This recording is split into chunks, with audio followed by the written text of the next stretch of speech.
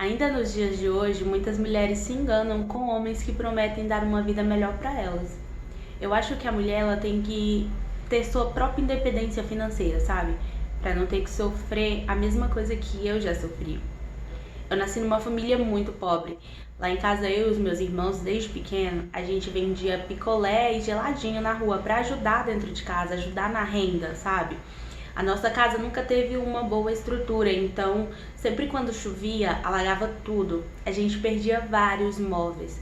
Teve uma vez que a nossa TV queimou por conta da chuva e a gente passou a assistir na TV dos vizinhos, né? Porque todo o dinheiro que entrava, os meus pais eles compravam comida, compravam as coisas mais necessárias. E televisão na época pra gente não era assim uma prioridade, né? Bom, nesse meio tempo, eu conheci um cara. Ele era sobrinho do meu padrinho. Ele não morava na mesma cidade que a gente, porque a gente morava no interiorzinho de Minas Gerais. E ele morava em São Paulo, então ele veio visitar o padrinho dele, a gente acabou se conhecendo, né? E ele gostou de mim e vice-versa. Só que ele era mais velho. Mas ainda assim ele começou a me paquerar, me dava muitos presentes, me fazia várias promessas, começou a conquistar os meus pais. Eu lembro que a primeira coisa que ele deu para os meus pais foi o liquidificador. Nossa, minha mãe ficou feliz demais, ela nunca tinha tido um liquidificador na vida, né?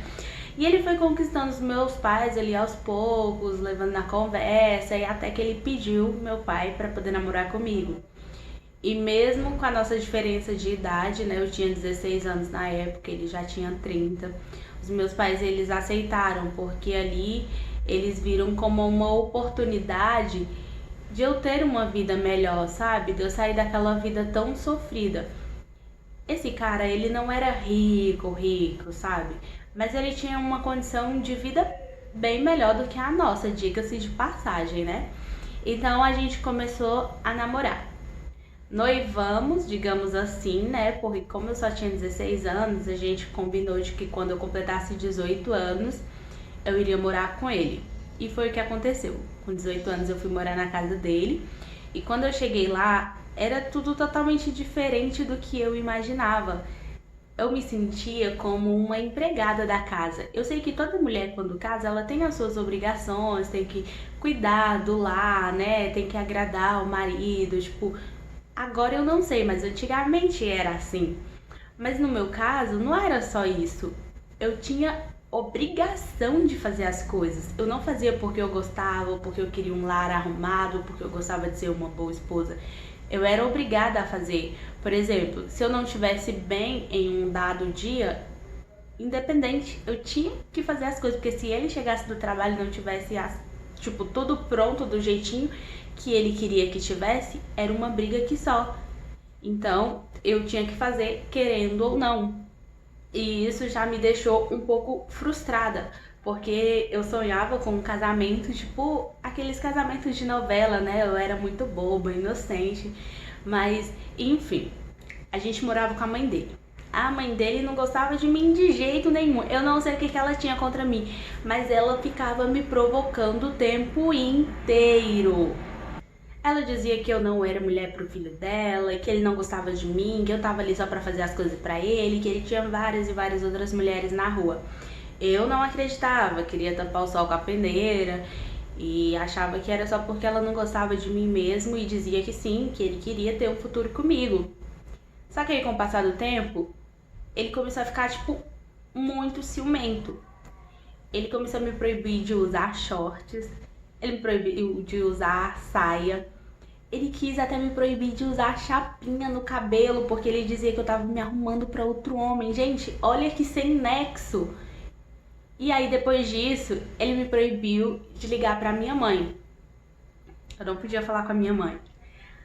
E depois vieram as agressões e junto com as agressões vieram as ameaças. Ele falava que se eu contasse alguma coisa pra alguém ou se eu tentasse fugir, ele faria mal pros meus pais, né? E eu tinha muito medo disso. Apesar dele ser um homem, tipo, ruim, ele não deixava de arcar com a parte financeira, com os meus gastos e com os gastos dos meus pais também. Ele tava sempre mandando cestas, tipo a cesta do mês ele mandava pros meus pais, sempre quando eles precisavam de medicamento, de roupa, ele tava ali, sabe, dando assistência. Comigo também era a mesma coisa, então eu me sentia presa a ele de uma certa forma por conta disso, porque eu sabia que o que ele fazia pelos meus pais fazia muita diferença na vida deles, sabe? Era algo que antes eles não tinham e agora eles estavam tendo a oportunidade de ter uma vida melhor.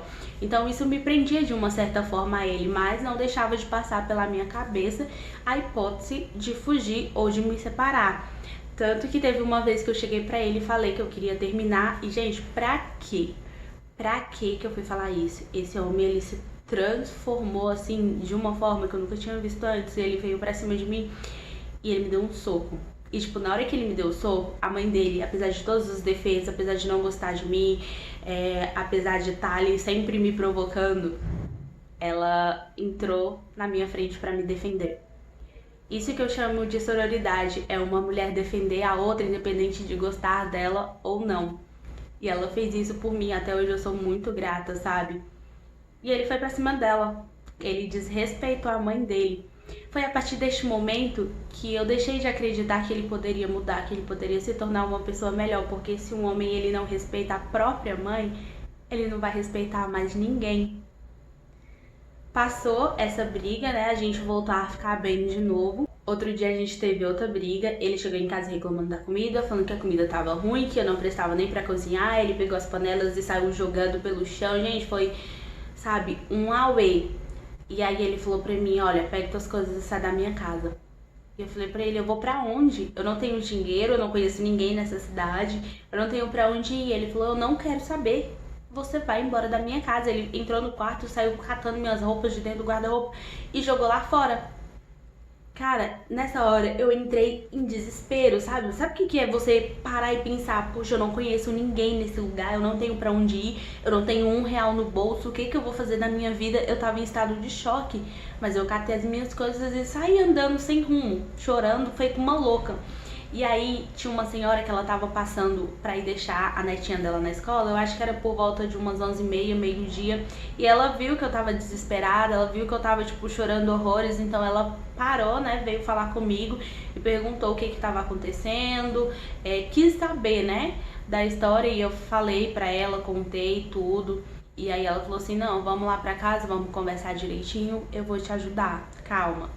Eu fui pra casa dela, ela conversou comigo, perguntou dos meus pais, eu expliquei que eles moravam em outra cidade e tal. Ela falou assim, não, nós vamos na rodoviária, eu vou comprar uma passagem pra você e vou te colocar no embarque amanhã.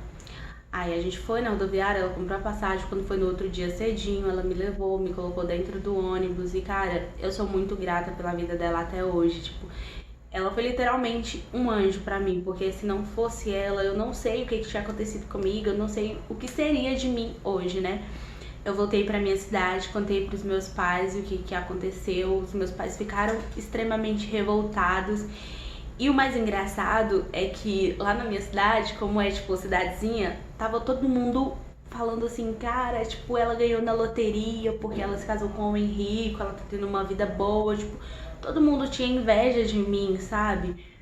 Mas a verdade é que ninguém sabia o preço que eu havia pago pra estar dentro daquele relacionamento que hoje em dia eu considero um relacionamento tóxico, né? Tipo, às vezes a gente olha tanto pra grama do vizinho, tipo, a gente fala, nossa, que grama verdinha, e a gente nem se dá conta de que aquela grama pode ser artificial. Hoje, eu sou casada, né? O meu marido, ele é pedreiro e eu não tenho vergonha disso, pelo contrário, eu tenho muito orgulho porque ele sim sabe me tratar muito bem, sabe me dar o valor, sabe, que eu mereço ter e eu sou muito grata por isso. Hoje eu trabalho, sou cozinheira na casa de uma senhora e assim, eu sonho sim em ter uma profissão melhor, eu sonho em estudar, eu tenho muitos sonhos, na verdade, né? Mas o principal que eu aprendi com toda essa minha história é que a gente nunca pode depender de ninguém, só de nós mesmos. E eu quero deixar um poema aqui que eu gosto muito, que diz assim: aprendi que nem sempre é feliz quem procura, que a vida mais fácil é também a mais dura. e que a estrada mais curta é também a mais escura.